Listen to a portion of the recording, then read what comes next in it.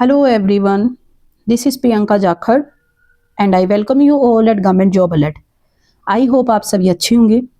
तो सिक्स पे कमीशन के रिगार्डिंग आज हम बात करेंगे। तो देखिए, मैंने एक प्रीवियस वीडियो आप लोगों के साथ शेयर की थी रिगार्डिंग दी सिक्स पे कमीशन कि सिक्स पे कमीशन के एरियर को लेकर एक बहुत ही इम्पोर्टेंट जो केस है जो माननीय हाई कोर्ट में अभी चल रहा है, जिसका जो इफेक्ट है वो बहुत लार्ज नंबर ऑफ जो एम्प्लॉयज़ है उन पे देखने को मिलेगा।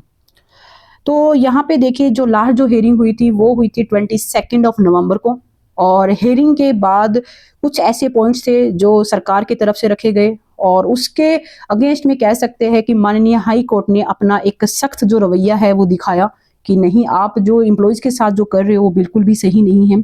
और जो नेक्स्ट फिर हेयरिंग हुई वो हुई 29 नवंबर को। 29 नवंबर को देखिए, मैंने आपको बताया था कि जो हेयरिंग के बाद जो एक उम्मीद थी एम्प्लॉयज़ को कि बहुत जल्द एरियर की पेमेंट की जाएगी, वो तो नहीं हुई, बट ये है कि कहीं ना कहीं सरकार को अच्छी खासी फटकार लगी है हाई कोर्ट से। अब देखिए, जो हाई कोर्ट के जो ऑफिशियल ऑर्डर है, जो 29 नवंबर को जो हेयरिंग हुई थी उसके ऑर्डर है वो जारी कर दिए गए हैं। अभी मैं आपको बताऊंगी कि ऑर्डर में क्या कुछ लिखा गया है, सरकार की एक्चुअल में मंशा क्या है। इन ऑर्डर से आपको कहीं ना कहीं ये चीज़ क्लियर हो जाएगी कि सरकार कितनी तो फेवर में है गवर्नमेंट एम्प्लॉयज़ की, कितनी जल्दी वो रेडी हो जाएगी आपके एरियर को आपको पेमेंट करने के लिए। तो चलिए हम ऑर्डर के ऊपर बात करते हैं। सबसे पहले तो देखिए, ये COCP है और ये जो केस है ये है बलवंत सिंह एंड अदर्स का। और यहाँ पे देखिए, सबसे पहले बताया गया है कि सरकार ने जो लास्ट जो हेयरिंग हुई थी 29 नवंबर को, उसके बाद क्या कुछ तो अभी तक डिसीजन लिए हैं और उसको लेकर क्या एक मीटिंग कंडक्ट जो की गई है उसमें क्या डिसीजन लिया गया। यहाँ पे दे रखा है कि in term of the previous order meeting held 27 नवंबर। अब देखिए यहाँ पे क्या हुआ, 22 नवंबर को क्या हुई थी, कोर्ट में हियरिंग हुई थी, सरकार को फटकार लगी। उसके बाद 27 नवंबर को ये मीटिंग करते हैं। मीटिंग किसकी हुई, कैबिनेट सब कमेटी की under the chairmanship of finance minister of Punjab. और यहाँ पे देखिए क्या डिसीजन क्या लिया गया मीटिंग में, ये बता रखा है यहाँ पे क्लियरली कि analysing the above table depleting a projected overview of the financial outflow revealing that considerable amount of fund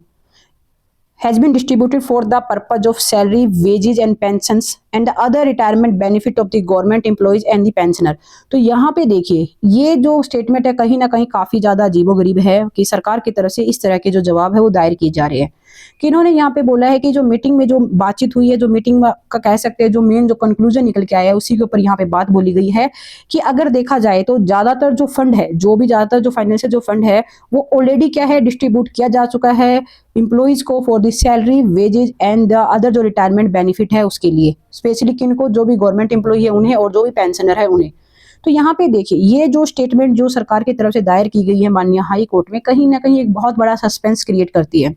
कि यहाँ पे ये साबित करने की कोशिश की जा रही है कि सरकार के पास फंड नहीं है। कहीं ना कहीं जो एरियर को लेकर जो एम्प्लॉयज इतने सालों से जो अपना संघर्ष कर रहे हैं उसके खिलाफ कहीं ना कहीं स्टेटमेंट है ये जाती हुई नजर आ रही है। और देखिए यहाँ पे सिर्फ ये नहीं है कि सरकार ने अपने जो पॉइंट रखे हैं, इवन माननीय हाई कोर्ट ने इसके खिलाफ जो कह सकते हैं कि एक टिप्पणी की है, वो भी कहीं ना कहीं आपके लिए इम्पोर्टेंट है जानने, क्योंकि सरकार का देखिए जो रवैया है वो तो आप सबको पता है, स्पेशली गवर्नमेंट एम्प्लॉयज़ के लिए या फिर स्पेशली कहे तो जो रिटायरी है उनके लिए, कि वो इतने सालों से संघर्ष कर रहे हैं अपने एरियर के लिए। उसके कहीं ना कहीं देखिए माननीय जो हाई कोर्ट है वो एम्प्लॉयज़ के फेवर में खड़ी हुई नजर आई। क्या कुछ ऑर्डर में है अभी हम देखेंगे डिटेल से। यहाँ पे बोल रखा है कि जो माननीय जो हाई कोर्ट में जो COCP जो अभी ये चल रही है इसके रिगार्डिंग क्या है, consider view that the earlier liquidation plan may be recommended to cabinet in the interest of the employees and the pensioner with regard to the implementation of the same and avoid any kind of default in the payment in future in according with the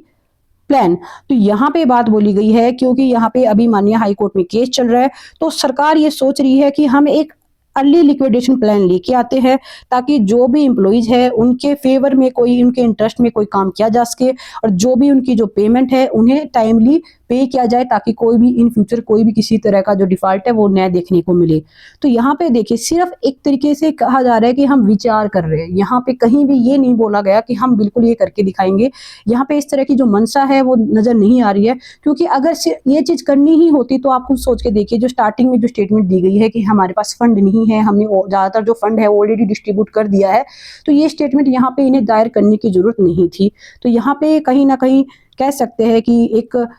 एक negative जो रवैया है वो देखने को मिल रहा है। Specially देखिए लास्ट वीडियो में भी किसी ने कमेंट किया था कि काफ़ी ऐसे रिटायरी है, स्पेशली रिटायरी जो एम्प्लॉइज़ है, जो कि काफ़ी सालों तक जिन्होंने अपनी जो सर्विस है किसी डिपार्टमेंट को दी और उसके बाद उन्हें जो टाइमली जो उनके एरियर की पेमेंट की जानी चाहिए थी वो नहीं की गई। सोच के देखिए, एक एम्प्लॉई अपनी पूरी लाइफ बिता देता है एक डिपार्टमेंट के लिए काम करते हुए, अपना हार्ड वर्क करते हुए, और एट द एंड वो इस दुनिया को अलविदा भी कह गया, बट उसकी जो एरियर की जो पेमेंट है वो नहीं की गई। कितनी गलत बात है ये एक गवर्नमेंट एम्प्लॉई के लिए कि आपको अपना बनता हुआ हक लेने के लिए भी इतनी लंबी जो लड़ाई है वो लड़नी पड़ रही है। और बहुत से एम्प्लॉइज तो इस दुनिया को ही अलविदा कह गए, बट उन्हें उनका हक है वो नहीं मिला। आगे भी देखिए, इन्होंने जवाब दायर करते हुए कहा है कि in the view of the observation of Honorable Court dated 22nd of November 2024, the payment plan may be revisited during the year 26-27 to see whether the remaining arrear can be paid fully by the 27-28 earlier payment indicated for the year 28-29। तो यहाँ पे देखिए ये बात बोली गई है कि ट्राई यहाँ पे ये किया जा रहा है कि जो पेमेंट है वो 26-28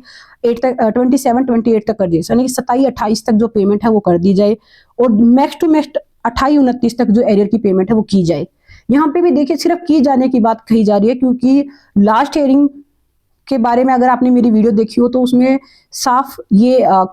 माननीय हाई कोर्ट में जवाब दायर किया था सरकार ने कि हम 2030 तक कोशिश कर रहे हैं कि एरियर की पेमेंट कर दे। अब हाई कोर्ट ने देखिए क्या बात बोली है, हाई कोर्ट ने क्या ऑर्डर जारी किए, ये अभी तक देखिए जो भी बातें हैं ये सरकार की तरफ से जवाब है वो दायर किया गया है कि हम इस तरह से हमने मीटिंग की और ये मीटिंग में हमने ये डिसाइड किया कि हम अब इस डेट तक हम जो है पेमेंट कर देंगे। अब यहाँ पे माननीय हाई कोर्ट ने इसके कह सकते हैं कि क्या इसके ऊपर एक्शन लिया है, क्या ऑर्डर जो है जारी किए हैं। Considering the fact that the benefit payable to the petitioner were to be released well effective from October-November 2021, and still the said process has not been initiated, also expressing apprehensive of default in payment of future। यानी कि कहीं ना कहीं देखिए ये बात बोली गई है, क्योंकि जो पेमेंट है वो 21 में की जानी चाहिए थी, उसके बाद भी अभी तक जो प्रोसेस है पेमेंट की उसे स्टार्ट नहीं किया गया, और आगे भी इन फ्यूचर भी लग रहा है कि कहीं ना कहीं जो पेमेंट करने में कहीं ना कहीं डिफॉल्ट है वो देखने को मिलेगा, यानी कि एम्प्लॉइज को टाइमली जो पेमेंट है वो नहीं की जाएगी। कहीं ना कहीं ये चीजें जो है माननीय हाई कोर्ट ने ऑब्जर्व की है। Considering the matter, the respondent is directed to file an affidavit of Finance Secretary Punjab about the detailed expenditure done against the advertisements carried out in the print media and electronic media, as well as regarding the official and unofficial programs of the ministers and the elected representative, beside the detail of their spending on the advertisement or their welfare scheme since the day of assuming the charge of its office by the present government। अब यहाँ पे देखिए ये बहुत ही अच्छा एक कह सकते हैं कि जो इनिशिएटिव है या फिर कहे तो स्टेप है या ऑर्डर है जो जारी किया माननीय हाई कोर्ट ने कि आप क्या कीजिए, एक डिटेल एफिडेविट हमें जारी कीजिए। फाइनेंस सेक्रेटरी की तरफ से हमें एक एफिडेविट है वो हमें पेश कीजिए। उसमें क्या होगा कि आपको डिटेल जो भी एक्सपेंडिचर किए है उसकी आपको बिल्कुल डिटेल से बताना होगा कि आपने आज तक एडवर्टाइजमेंट पे कितना खर्चा किया है, आपने प्रिंट मीडिया और इलेक्ट्रॉनिक मीडिया पे कितना एक्सपेंडिचर किया है, आपने जो भी ऑफिशियल और अनऑफिशियल जो आपने प्रोग्राम किए हैं, यानी कि एज ए मिनिस्टर जितने भी आज तक जो भी प्रोग्राम किए गए हैं उन सब की डिटेल्स है वो शेयर कीजिए। जितना आपने मतलब आज तक खर्चा या फिर कहे तो एक्सपेंडिचर किया है अपनी एडवर्टाइजमेंट पे, अपनी पब्लिसिटी पे, अपने कहीं ना कहीं जो भी कैंपेन पे, और यहाँ पे ये बातें बोली गई है। इसके अलावा अगर आपने कोई वेलफेयर स्कीम भी की है तो आप उसका एक्सपेंडिचर भी हमें बताइए कि आपने आज तक ये काम किए हैं और आपकी सरकार ने जब से आपकी सरकार बनी है तब से लेकर आज तक का आपने टोटल इतना एक्सपेंडिचर है वो किया है। यानी कि जो स्टार्टिंग में सरकार ने अपना रुख बताया कि हमारे पास अभी जो फंड है वो नहीं है, ज़्यादातर फंड हमने डिस्ट्रीब्यूट कर दिया, तो यहाँ पे सरकार से डायरेक्टली एफिडेविट मांगा गया है कि आप एक एफिडेविट सबमिट कीजिए जिसमें आप डिटेल से बताओगे कि कितना एक्सपेंडिचर आपकी सरकार ने आज तक किया। यानी कि जिस दिन से आपकी सरकार आई है 22 से, तब से लेकर आज तक जो भी आपका एक्सपेंडिचर लगा है एडवर्टाइजमेंट पे हो चाहे किसी भी तरह से, आप उसके ऊपर डिटेल से हमें एक एफिडेविट है वो सबमिट कीजिए। और कहीं ना कहीं ये एक बहुत अच्छा स्टेप है जो लिया गया है। देखिए, आप सभी भी अपने जो व्यू पॉइंट है ज़रूर शेयर कीजिएगा कि माननीय हाई कोर्ट ने जो इस तरह से एक एफिडेविट माँगा गया है कि आप अपना पूरा बजट हमें बताइए कि आपने जिस दिन से आपकी सरकार आई है, आज तक आपने कितना जो एक्सपेंडिचर है वो किया है। आप एम्प्लॉइज़ को ही एरियर पेमेंट करने के टाइम इस तरह के जो इश्यूज़ आप कह रहे हो कि फंड के इश्यू है, ये है, वो है, तो आप इस तरह के इश्यू है अभी कैसे अराइज़ हुए, आपने कितना खर्चा किया, उसके ऊपर हमें एक डिटेल जो एफिडेविट है वो सबमिट कीजिए। आप सभी अपने व्यू पॉइंट ज़रूर बताइएगा, अपने कमेंट बॉक्स में ज़रूर कमेंट कीजिएगा कि आप इस चीज़ से कहाँ तक सहमत हो कि क्या ये जो स्टेप है एक्चुअल में लिया जाना चाहिए और इसका इन फ्यूचर क्या इफेक्ट है वो देखने को मिल सकता है। बाकी देखिए, अगर कोई मुझसे पूछे तो मुझे तो ये बहुत अच्छा स्टेप लगा कि आखिरकार सरकार से जवाब मांगा जा रहा है कि आपने जो फंड है वो कहाँ पे तो एक्सपेंडिचर किया, कहाँ पे आपका खर्चा लगा है, किस तरह से आपने उसे डिस्ट्रीब्यूट किया है। कहीं ना कहीं उम्मीद करेंगे कि इसका एक पॉजिटिव जो रिजल्ट है वो भी देखने को मिले। और जो नेक्स्ट हेयरिंग है वो है 4 ऑफ दिसंबर की हेयरिंग है, 4 दिसंबर को। उम्मीद करेंगे कि सरकार बहुत जल्द एफिडेविट सबमिट करेगी और बहुत जल्द सब कुछ क्रिस्टल क्लियर होगा कि एक्चुअल में कितना तो फंड है और कब तक आपकी जो पेमेंट है वो की जाएगी। और बाकी देखिए, जो भी इसके रिगार्डिंग अपडेट आएगी वो अपडेट भी आप लोगों के साथ शेयर कर दी जाएगी। आई होप ये वीडियो भी आपके लिए इन्फॉर्मेटिव रही। वीडियो अच्छी लगी तो कमेंट बॉक्स में कमेंट करके जरूर बताइएगा। और इसके अलावा देखिए, ओपीएस के रिगार्डिंग भी बहुत सारे एम्प्लॉइज है जो मैसेज करते हैं। देखिए, ओपीएस के रिगार्डिंग जरूरी है कि सभी जो एम्प्लॉइज है, स्पेशली जो गवर्नमेंट एम्प्लॉई है, वो सभी एक मंच पे आए और इसी की मुहिम में एक टेलीग्राम ग्रुप है जो आप लोगों के साथ शेयर किया जा रहा है। नीचे फर्स्ट कमेंट में आपको टेलीग्राम चैनल का जो लिंक है वो मिलेगा। आप सभी उस ग्रुप के साथ जरूर जुड़िए ताकि ओपीएस को लेकर भी एक बहुत बड़े लेवल पे एक मुहिम है वो स्टार्ट की जा सके और सभी एम्प्लॉइज को अपना हक है वो टाइमली मिल सके। और wish you all the best. Thank you.